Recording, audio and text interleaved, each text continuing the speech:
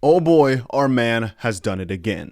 Michael Saylor has yet again acquired another 21,000 Bitcoin for $2.5 billion at $117,000 per Bitcoin. They've achieved a yield of 25% year to date. And as of the 29th of July, they hold 628,000 Bitcoin acquired for about $46 billion at a price of $73.3 thousand per Bitcoin. Now, let me tell you this. I've already been saying this multiple months, perhaps years in a row, but I keep telling you, this is probably the most unique and craziest, most perhaps profitable opportunity of our lifetimes. And one of the main reasons that's the case is because we have right now got data over the past, let's call it 15 years or so. And within that time frame, right, we can basically see a very cyclical nature for these cryptocurrencies, specifically for Bitcoin. If we only see that pattern continuing, which is basically 3 years of up, 1 year of down, just like how the stock market, the S&P, for example, has had multiple years of up, a little bit of down, multiple years of up, which is very ebb and flowy, right? We right now believe that we are in the best part of the up. And don't just think about it from the perspective of, oh, well, it was this way a few years ago, so it's going to be this way now. Think about it from an adoption perspective and what makes the market crash. I've described before that one of the main reasons that I'm buying has to do with treasury companies. Right now, there's a very massive bubble going on where basically a lot of companies like Michael Saylor's strategy, and for Ethereum, there's another company. Well, there's many companies actually for Bitcoin, even for Ethereum, Metaplanet, but also for 𝗬𝘲, for almost any crypto that you can imagine. And over the past little while here, I've been saying that theoretically speaking, all you have to do, and this is not financial advice, this is just my thoughts on the market and the current landscape. And I think, again, that if somebody points this out to you, you should let some bells ring. You should feel some bells ringing. All we've got to do thus far is just realize these companies are raising massive amounts of money. Here in this case, here you can see 𝗕𝗁𝘁 Ventures is announcing a $450 million private placement to initiate 𝗬𝘲 Treasury strategy. All of these guys will do is raise probably billions of dollars, in this case here $500 million, and they'll be buying the coin. Now, what all these companies do, just like MicroStrategy did, remember a few days ago, they said, hey, we're planning to raise another, $500 million or something, or $5 billion, something like that. And then they buy. They say again, hey, we're going to raise so much money, and then they buy. All we had to do thus far is just keep in the back of our head that all these companies are going to be buying massive amounts. And it's not necessarily that they'll make the price go up, is that there's always a sustained demand. But we expect the market to spin out of control when that demand gets too high. And part of that could be when there's too many treasury companies buying too much too quickly. Now, the reason I'm not afraid of this yet is partially because the liquidation price for some of the, leverage that these companies are using is quite low. Let's say, for example, that MicroStrategy here has bought Bitcoin at an average of $70,000. Well, they can pretty much be fine until the price hits what? Let's say $60,000. And the probability of that happening is quite small. And if it were to happen, which is always why I base my hedge against that, is the entire market would crash quite significantly. So I keep saying the opportunity right now is go with the flow. All these treasury companies going for it. Go with it by buying in hard. Again, not financial advice, no guarantees made. These are just my thoughts. Or accept that these guys will be doing it. They'll be raising billions. They'll be going crazy. And essentially, they might be the ones who make the market go to zero, or at least bear market, for a while. Now, of course, there's a possibility that it's going to be fully retail, that it's going to come from all these people who just find out about crypto again because these institutions made it go so crazy. Sure. But there's a very high probability that what I'm seeing right here, and again, if you're not as much in the institutional side, you might not know this, but I'm telling you, almost every single one of the conversations I'm having right now with crypto funds or fund leaders or whatever is only about treasury. Everybody's talking about treasury. I've talked to you about some of the treasury plays I've seen. I've talked to you about some of the treasury plays I've taken. It's crazy. It's wild. It's everywhere. And I'm telling you right now, I don't want to call it a bubble, even though to some extent you can even just call, the whole Bitcoin situation with Michael Saylor. Sometimes you got to call it for what it is. It's delusion in how they're buying, but on the opposite side, if you really, really believe. Anyway, Salsa said, I'll die a bull on this hill, basically, if this is the top higher. And this is what I'm also thinking, right? I keep getting back to my earlier principles of, hey, you know what? No more pants season, by the way. Market's too good. One thing I'll quickly say before I move on is if you're also looking for a platform to trade crypto on, my bots I'm trading over on Payonic. So this is all automatic. It's all pretty simple. I've explained it 1,000 times, but there's also a link down below if you want some more tutorials. But all that can be found over on these first links, like my bot links on Payonic. If you want to do the platform that I'm trading millions of dollars on, here, my XRP trade or these others, it's over on Blowfin. You can check it out with the link down below. And any of these links, any of these exchanges, you always get a nice little bonus for signing up. So like I said, check it out down below. And you can also, by the way, just copy my bots exactly. If there's any of these ones that you really like, just check them out. Link is down below. I'll keep getting back to the saying though of if right now you start, and this is like an actionable plan, but I'm thinking even of making another video after this about this. If I had to make an actionable plan, what I do is write down today, right now the date. So the 30th of July, right? You write down exactly how much money you would have put in a certain cryptocurrency or a certain index, a certain stock.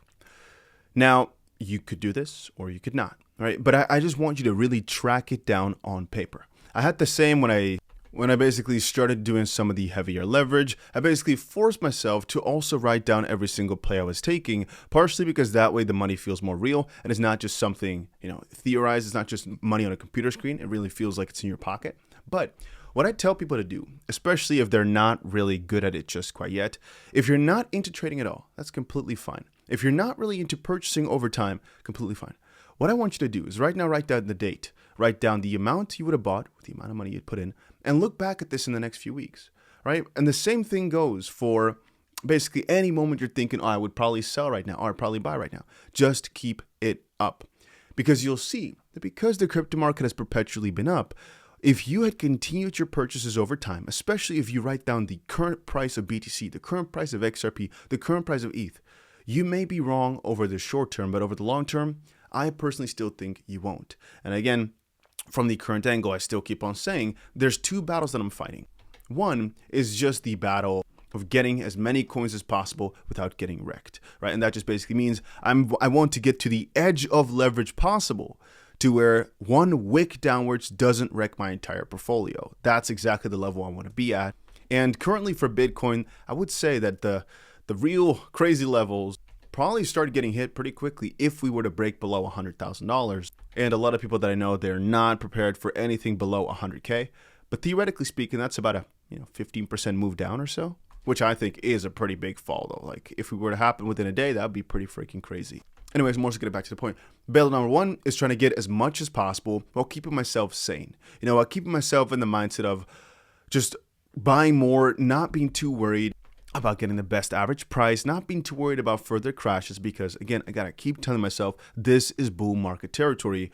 I gotta risk it for the biscuit a little bit. I gotta be a little bit more risky than I usually am because the season is there for it. And every single dollar I'm putting up could be worth so much more in a very short amount of time. Because if I look through my bots, for example, matter of fact, you could just look at this XRP position, right? We only put $100,000 in, and it was actually more than $400,000 in the plus within what?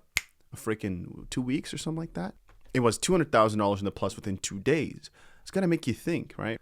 And you probably have seen it through my bots as well over the past couple of weeks that even though on the short term, they may not be so fun over a prolonged period of time, thus far, we have yet to lose, right? The worst one, I think, being the virtuals bot. But the rest, you might see a few of them are down right now, maybe even 20%, maybe more, but just keep looking back, all right? Look back in another few weeks, because if I look back at the beginning, right, you can see over the last 100 days, the results speak for themselves. But that's besides the point. Battle number one is just getting myself as many coins as possible while also managing to keep some money on the side in case the market dips hard, right? Keeping cash ready. Battle number two I'm fighting is where do I strategically place all my confidence in which coins because of where the treasury buys are going to happen. So what I'm thinking is if all these companies are going to start massively buying for the treasury, all these coins, should I be front running those? Or should I just be going for my most traditional picks? An XRP, a Bitcoin, an ETH, a SOL. Theoretically speaking, those are also the most likely to receive massive treasury adoption, where they are buying these coins like crazy. And from what I've seen, though, a lot of the messages I'm getting, a lot of the new deals I see popping up have to do with coins I don't know anything about, have heard maybe once or twice, maybe 3 times, And to a certain extent, I'm thinking, if I'm getting this information now, that some bigger companies are looking to allocate tons of capital to these smaller coins. Should I not be buying it before them the moment I see the announcement? Should I not be changing my strategy up from what I always do, which is just stick to main coins as the market is heating up, as Bitcoin's dominance is slowly cooling down? Right now, if you look at Bitcoin's dominance, you see indeed, if I look back at it, that we had a massive drop throughout the past couple of weeks here. Right now, the last 2 weeks or so, it's a slight recovery, but I think that's quite okay because Bitcoin, again, is keeping its let's call it 115 to 122 range, while slowly but surely all coins are doing a little bit of nothing, I can call it. Like Bitcoin's dominance is increasing, sure, but for the most part, nothing is happening to alts. Ethereum is back on top. XRP is slightly down, like 15% down or something like that. That's quite okay as we are preparing perhaps for the next big wave. Because remember, guys, the last time Bitcoin saw this big a dip was all the way back last year, right, in the November period of 2024. This time around, though, we still have a pretty good gap to go to get back to those levels, and that's what people don't realize. The gains here have been good, but not really, as ETH still hasn't even broken all-time high yet. Anyway, like I said, I'm torn between two strategies here, but for the most part, I'm sticking to my guts, which is just these companies may do what they want. And the more risk they take, the more out of control this market can get, the quicker perhaps retail comes back on in to make it go absolutely crazy. But I'm guessing also that from a certain angle, the more treasury companies that come on in, and again, I'm warning people about this because it might not be something you come across all day, but trust me when I say that I can almost not have a freaking half day without seeing the treasury deals or treasury situations, just all the time. So I'm telling you, this is by far the hottest narrative right now. I'm not saying you should invest accordingly. I'm not a financial advisor anyway. I do not give investment advice. I just give my thoughts on what I think I should do, what I would do, and you can interpolate it however you want. But as it's currently standing, this is by far the hottest narrative. Nobody can come at me and say it's not, because it is. It's just objectively true, I personally think, right? But the I personally think just means in this case here, I don't think anybody can debate it, but maybe they can. So how do we take advantage of this? How do we play this? Well, again, I'm not necessarily sure that this is the best playbook. Because if you look at the numbers, the biggest thing they're buying by far is Bitcoin. But of course, size-wise, it's also the biggest. If we take a look at 𝗬𝘲, even though the recent announcements came out, the price didn't really move up. I think it just kind of causes the price to go down less. And you might argue that these companies know they're going to be buying. Shouldn't people then try to front run them? Yeah, but on the opposite side, we do not know how much they'd be buying if the announcement was not made. So does it really have a net positive impact? With Saylor, all we know is the price sometimes suddenly moves up a little bit. And then pretty quickly afterwards, they announce they've bought, and then the price starts falling, perhaps because people thought the price was inflated naturally, but it turns out it was just one entity. Then again, to counter that is, who does it really matter to who's buying? Essentially, these treasury companies, all they want to do is keep those freaking coins forever. Shouldn't we be most excited about them, the fact they want to keep it forever? The only counter is they're playing with fire, right? They're taking things a bit riskier by using leverage, by borrowing, and the moment that the price starts going below their average price by a good margin, they might get wrecked. But again, there's only two options there. Either we go with the flow or we go against them. And I don't want to go against all my main coins. I don't want to say, you know what, I'm going to call your bluff. I'm going to say that you are borrowing too much, so it's going to zero. But it could happen, right? I'm just being really realistic with you. I don't want to hide anything away. Really realistic. There is a chance that Saylor or any other company goes too crazy on the buys. And for some reason, somebody wants to take them out, some big entity, maybe the government, who knows, and all of a sudden they crash the BTC price too much, where they get wrecked, and we dump 80% over the next following days or hours, something like that. I'm pretty realistic that we would fall at least 80% if this were to happen. Now, there is, of course, a couple of backups, a couple of safe haven strategies. Perhaps, for example, they've got some safeguards in place that bigger entities would actually purchase X amount at X price, right? Maybe BlackRock, for example, has a deal made where if the price were to I'm not saying that's there yet. I'm just saying that could be done over time as this entity gets bigger and bigger. Maybe they'll have different backup strategies. Maybe they'll have certain lines of credit only allowed to open as the market moves down further to save their position. I'm just saying different things that could happen. But it's funny. I've been asking for XRP, for example, but there's actually multiple XRP treasury companies as well. I mean, theoretically speaking, Ripple's almost one. Just if you scroll through, for example, you'll start to find multiple. Maybe right now it's harder to find, but just keep looking back at this every few weeks and you'll see just how many new ones are being added to the stockpile. Because even though right now it's still pretty slow, right? That's because it's XRP. If you go to other coins, it might be going way quicker. Maybe XRP is a bit behind on that. But it's yet again all this stuff. One more reason why I'm really quite confident to add to my coins, which are specifically having treasury backing, where a lot of these massive companies are buying these coins also, perhaps with profits, perhaps to just equate their stock to, what their holdings. I just kind of think that from a risk reward perspective, it makes sense to, I want to say just move along with them. If they're raising massive amounts for it, I'll be right there with them, just buying these freaking coins because I also just trust their business acumen. To a certain extent, that's the only option I've got. It's either I go with them or I go against them. And I don't think they'll get wrecked. And I think if they do get wrecked, we'll all be screwed. And the only option is to sell my crypto, which I won't do. So I might as well enjoy the moment while it lasts. The funny thing is, I've shown you in the post yesterday, right? This post of most people think about when it's going to end instead of enjoying whilst it's going on. I keep reiterating the same thing for an altcoin season. The altcoin season is best enjoyed while looking at opportunities with a very bright freaking lens, right? Very green eyes, just thinking, damn, this could be good. Essentially, that's also how you do best in the alt season. If you keep looking at everything skeptically, thinking about all the pitfalls, yes, you're preserving capital better, which for some people is best. If you already made it, hey, do whatever the frick you want. You already made it. Do whatever you want. If you haven't, you have to think about where opportunities lie. And they don't really lie in taking things very slowly most of the time. They don't really lie in thinking about things too much from the angle of, yeah, but what if it could crash? I should think more in opportunities, I guess. Essentially, this comes back down to timing, though, that if you always think this way, I don't think on the short term you're going to feel too well. Over longer terms, though, it would have always worked out, yet because the crypto market's at the all-time high for the most part. So again, short term, perhaps, pretty good idea. Medium term, who knows? Who knows where we'll end up over the next few months? I still believe the high is seen between August of this year, so basically next week, perhaps, right? But we're not really in a crazy catalyst yet, or the beginning of next year. And most likely, the thing that's going to make us crash is either the Treasury bubble popping, retail coming in hard, partially because of Treasury, partially because of just crypto antics, the market moving up too much, or something that you can't even really predict too much. I mean, China FUD, America FUD, I don't think all that's going to happen, right? America, they want to adopt these freaking strategic reserves and all that. So I don't think they're going to switch up 180. There could be China, there could be Russia, there could be India.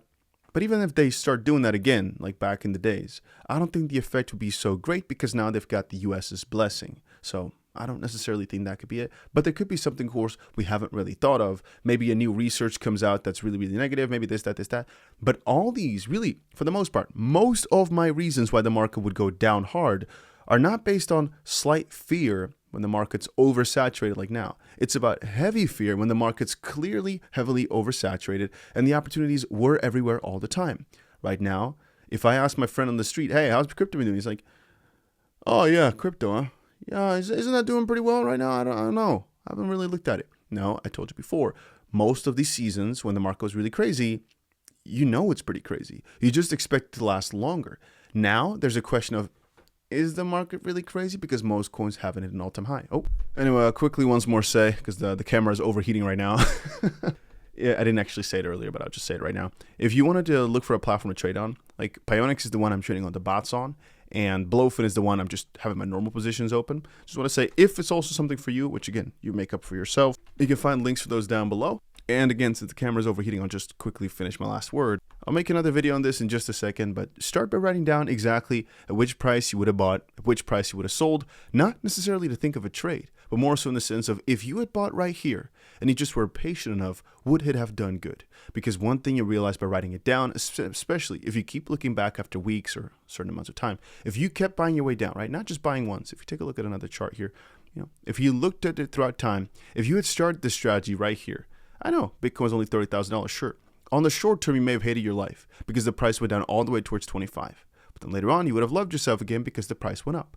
You would have hated yourself again for a little while because the price went down all the way down to 24. But then you would have loved yourself because we're back at 30. And then a few weeks afterwards, all of a sudden, we are at 40. So now you're really, really loving yourself. A while afterwards, we're at 70. Now you think you're a freaking genius. A little while afterwards, we're at a freaking 100, then 120,000.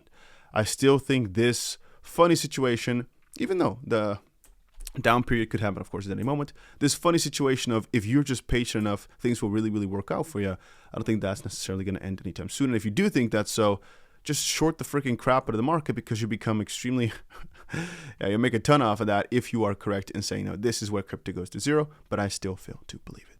But yeah, you know what? The camera is stuck, so that's about it.